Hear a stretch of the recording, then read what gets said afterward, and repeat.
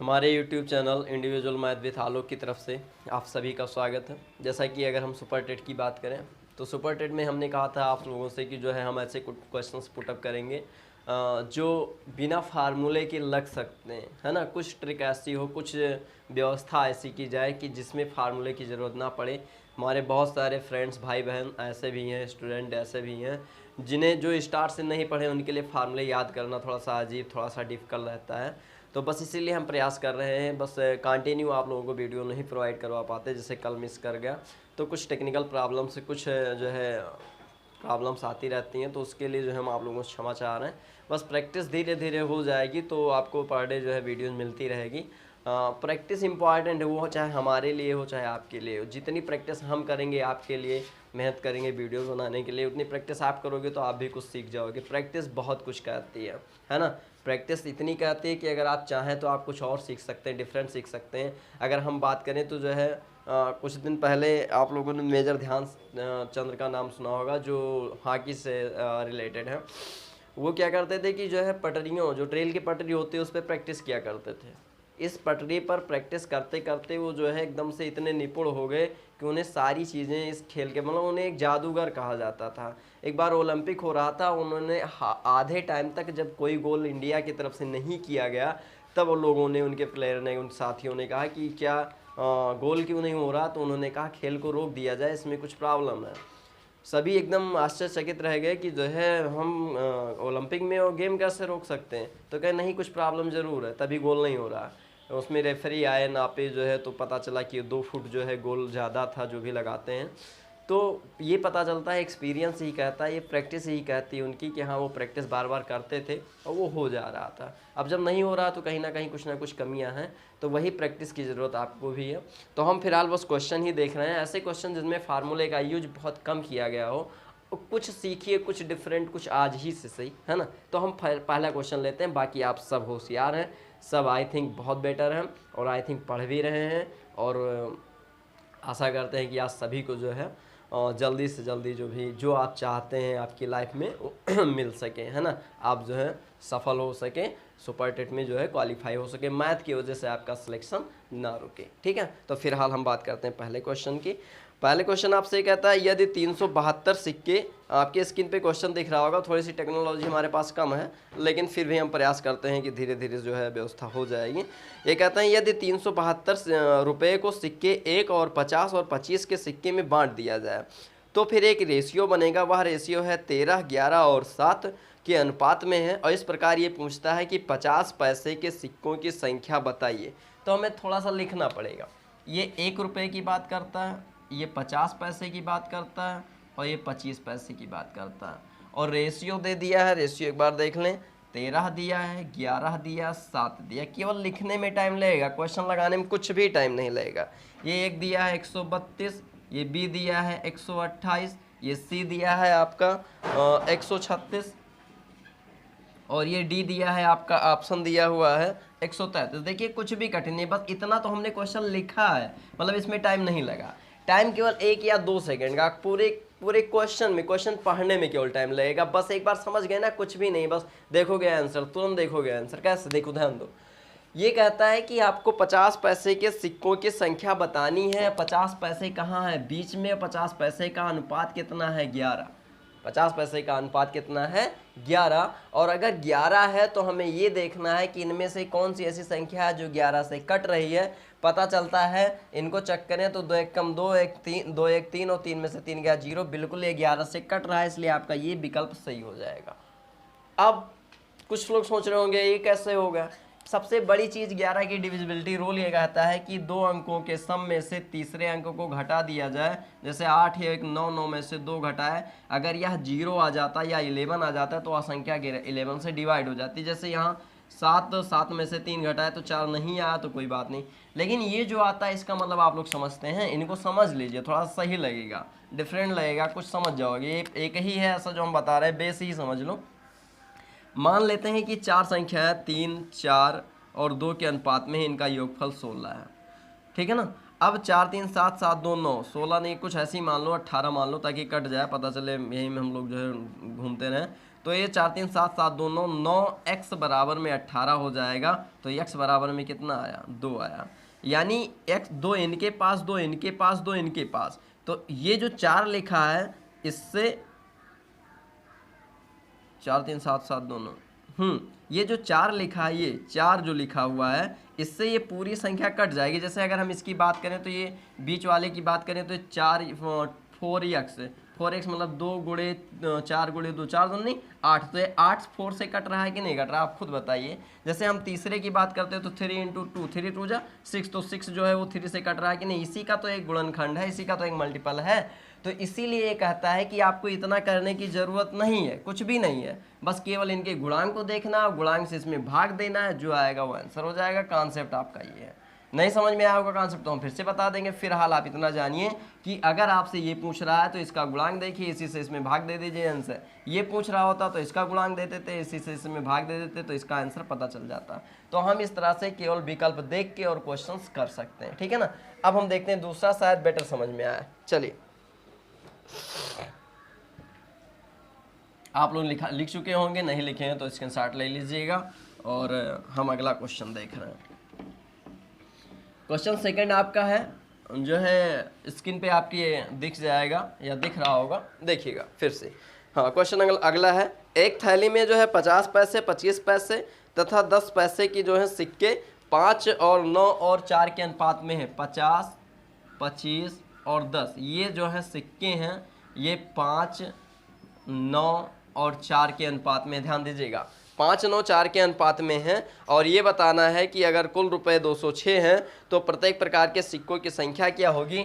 विकल्प हम लिख लेते हैं, हमने बताया था कि हम क्वेश्चंस लगाएंगे वो भी सिर्फ और सिर्फ किससे, विकल्प से। तो 180, 400 और उसके बाद 200 और उसके बाद बी में आइए, बी आपका दिया हुआ है 200, फिर उसके बाद 360 और फिर उसके बाद 160, सी आपका दिया हुआ है 150, 400 और फिर उसके बाद दिया है 280 और डी आपका दिया हुआ है 220, फिर उसके बाद आपका दिया हुआ 300 और फिर उसके बाद आपका दिया हुआ 180। चलिए यहाँ पर ये देखते हैं कि अगर ये रेशियो जो है 50 के रेशियो 5 हैं, ये 5 लिखे हुए हैं, तो अगर ये 50 के सिक्कों की संख्या की बात करेगा तो वह 5 से कटना चाहिए। तो 5 से देखो ये कट रहा है, 5 से ये कट रहा है, 5 से ये कट रहा है, 5 से ये कट रहा है, तीनों कट रहा है, यानी तीनों हो सकते हैं जो 50 की संख्या को रिप्रेजेंट कर रहे हैं। 25 को देखो 9 से, तो 9 से ये कटना चाहिए, बिल्कुल नहीं कट रहा, ये कटना चाहिए, बिल्कुल नहीं कट रहा, ये भी नहीं कट रहा, यानी बचा क्या ये, तो ये आपका क्या हो जाएगा आंसर। ऐसे ही आपको चेक करना है केवल देख के, और बाकी जो है आपको कुछ भी नहीं सोचना है, बस रेशियो को देखना, उठा के रेशियो से भाग करते चले जाना, जो विकल्प कट जाएगा वो आंसर हो जाएगा। सी को चेक कर लो, 16 है, देखिए 4 से कट रहा है कि नहीं कट रहा है, बिल्कुल कट रहा है। तो ये 5 से कटा, ये 9 से कटा, ये 4 से कटा, तो इसलिए ये आपका आंसर हो गया। इसे एक बार फिर से अगर आप बेस समझना चाहते हो तो मान लेते हैं कोई संख्या 1:2:3 है, तो ये आपकी कुल संख्या दी हुई 1 2 3 3 3 6, मान लेते हैं कि 24 दिया हुआ है, तो ये आपका हो जाएगा x, ये आपका हो जाएगा 2x, ये आपका हो जाएगा 3x = 24। तो 3 9 6, 6x = 24, यानी x की वैल्यू 4 आएगी। इतना आप निकाल सकते हो। यानी अगर आपसे पूछा जाए कि इनकी संख्या ये a है, ये b है, ये c है, तो a की संख्या x = कितना 4, तो 4 यहाँ पर कुछ नहीं लिखा, 1 लिखा, तो 1 से तो 4 कट रहा है कि नहीं कट रहा, आप खुद सोचिए। तो 5 से ये कटेगा जो आएगा। ऐसे b लिखा है, b मतलब 2x लिखा, मतलब 4 दूनी 8। अब देखिए 2 से 8 कट रहा है कि नहीं, यानी जो यहाँ पर लिखा हुआ 9 उससे ये कटेगा। ऐसे ही c देखिए क्या लिखा है 3x, 3x मतलब 4 3 12। अब देखिए 12 3 से कट रहा है कि नहीं कट रहा, तो ऐसे जहाँ c लिखा होगा तो इसमें से जो संख्या होगी वो 3 से कटेगी, जो तीनों को जो है तीनों को सेटिस्फाई करे वो आपका आंसर हो जाएगा।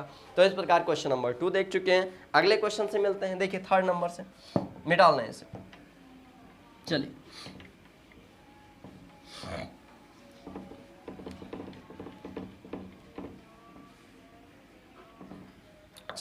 अगला क्वेश्चन आपसे ये कह रहा है, क्वेश्चन नंबर 3 आपसे कह रहा है एक थैले में जो है 25 पैसे, 10 पैसे और 5 पैसे के जो है सिक्के हैं और 1 2 और 3 के रेशियो में हैं। अगर मान लिया जाए कि इनके पास 30 रुपये हों, थोड़ा सा एरर है यहाँ पर, 5 पैसे लिखा होना चाहिए, तो 5 पैसे की संख्या ज्ञात कीजिए। सब छोड़ दीजिए, केवल आपको एक काम करना है। जितने पैसे हैं 25, 10 और 5 पैसे, तो 25 पैसे की बात करता है, 10 पैसे की बात करता है और 5 पैसे की बात करता है। ऐसे लिख लीजिए, कुछ भी नहीं है। रेशियो आप देखेंगे तो रेशियो 1, 2 और 3 है, ये रेशियोज हैं। और उसके बाद आपको कुछ नहीं करना है, सिर्फ विकल्प लिखना है। और विकल्प आपसे कहता है क्या, 50, दूसरा कहता है 100, तीसरा कहता है आपका 150 शायद, और चौथा कहता है आपका 200। ये तो बात हो गई इनकी। अब उसके बाद क्या कह रहा है, कह रहा है 5 पैसे वाले सिक्के कितने होंगे। 5 पैसे पे आ जाइए, ये आपका 5 पैसे का है। हमने क्या कहा था कि विकल्प में जो है इनके गुणांक से कटना चाहिए। 50 नहीं कट रहा, 100 नहीं कट रहा है, 200 नहीं कट रहा है। आंसर कितना आया, 150। 150 को टिक कर दीजिए। कितना है, बिना सोचे समझे पुट कर देना, आंसर आ जाएगा। तो इस प्रकार आपका तीसरा क्वेश्चन था। एक क्वेश्चन और देखते हैं, अगला शायद और बेटर समझ में आ जाए। देखिए, हाँ ये मिटा रहे हैं, इरेज कर रहे हैं। आप लोग लिख चुके होंगे, होशियार हैं आप, इतना तो कर ही सकते हैं। चलिए क्वेश्चन नंबर अगला हम देखते हैं। अगले में क्या ये कह रहा है, ये कह रहा है कि 225 रुपये की जो है एक धनराशि 1 रुपये 50 पैसे 25 पैसे में बांटी जाती है। 225 रुपये की धनराशि 1 रुपये में बांट दिए, 50 पैसे में बांट दिए और 25 पैसे में बांट दिए। 25 पैसे में बांट दिए, इन तीनों में बांट दिए। और आपको जो है रेशियो क्या दे दिए, यहाँ रेशियो आपको लिखना पड़ेगा 8, 5 और 13। 8, 5 और 13 का रेशियो दे दिए। और उसके बाद ये पूछ रहे हैं कि 1 रुपये के सिक्कों की संख्या। अब आप तुरंत जैसे आप विकल्प देख रहे हैं स्क्रीन पे, तो आपको लग जा रहा होगा कि हाँ सर ये आपका एकदम सही है, इसमें कुछ भी गलत नहीं है। देखिए इतना इजी क्वेश्चन, मतलब देखो तुरंत 1 ही सेकंड का आंसर है। बताइए, आप याद रखिएगा कि ये समय आपको बचाएगा। आप अगर कई लोग बैठे हैं, आप 1 मिनट में एक क्वेश्चन लगाते हैं, आपके बगल वाला जो है 10 सेकंड में लगाता है, तो आपसे 50 सेकंड आगे है। तो इसलिए जो है 1-1 मिनट 1-1 सेकंड आपके लिए इम्पॉर्टेंट है। अगर ऐसे दिमाग में क्वेश्चन बनते रहेंगे, बैठे रहेंगे, तो बहुत ईजी लगेगा। हम यहाँ पर बात कर रहे हैं कितने रुपए की, 1 रुपये के सिक्के। 1 रुपये के सिक्के कितने हैं, 8 है, रेशियो में 8 है, तो इसमें 8 से कटना चाहिए। देखिए ये नहीं कटेगा, ये नहीं कटेगा, बिल्कुल नहीं कटेगा, ये भी नहीं कटेगा, ये कटेगा, तो ये आंसर हो जाएगा, है ना। अब काटना डिवाइड करना तो आता है। 8 से वही संख्याएं कटी जिनके लास्ट के 3 डिजिट 8 की टेबल में आ जाए, तो 3 डिजिट है, ये भाग दे दीजिएगा, आंसर आ जाएगा, है ना। तो हम इस प्रकार कह सकते हैं कि ये क्वेश्चन हमें बहुत ईजी लग रहे हैं। अब हम बात करते हैं अगले क्वेश्चन की। ये थोड़ा सा डिफरेंट है, अगला क्वेश्चन जो है वो थोड़ा सा डिफरेंट है, लेकिन है ईजी, है ना। बाकी सारी चीज़ें आपके प्रैक्टिस पर डिपेंड करती है। जितनी आप प्रैक्टिस करोगे उतने आपको क्वेश्चन आएंगे। ये क्वेश्चन सुपर टेट में सी टेट में कहीं कहीं पूछ लिए जाते हैं। रेशियो एक अलग स्पेशली चैप्टर तो नहीं, लेकिन नंबर सिस्टम में रेशियो के क्वेश्चन एक आध आ जाते हैं, ठीक है। तो आप जो है एकदम उदास मत होइए, बस जुड़े रहिए, और कुछ नहीं। बहुत कुछ है जो आपको जो है मैथ सिखा देगा, बस स्टार्ट कर लीजिए बस, और कोई दिक्कत नहीं। ये कहता है कि 5वां क्वेश्चन, अगला क्वेश्चन कह रहा है कि 550 रुपये को ABC में इस प्रकार बांटा गया है कि AB के भाग का 2/9। ध्यान दो, यहाँ लिख लो थोड़ा सा, AB के भाग का 2/9, बस क्लियर है एकदम। फिर क्या कहता है, AC के भाग का, सॉरी A के भाग का, फिर उसके बाद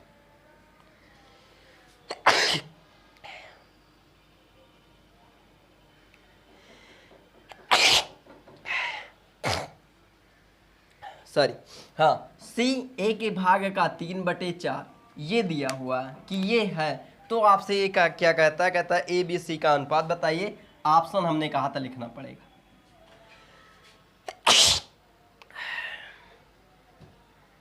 चल रहा है, रोका ना करो, कटिंग कर देंगे हम। चलिए, ऑप्शन हमने कहा था 200 रुपये हो गए, उसके बाद आपका लिखा हुआ 800 रुपये, और उसके बाद एक और लिखा हुआ है आपका 250 रुपये। चूंकि ABC तीनों का अनुपात बताना, फिर से क्वेश्चन आप देख लीजिए।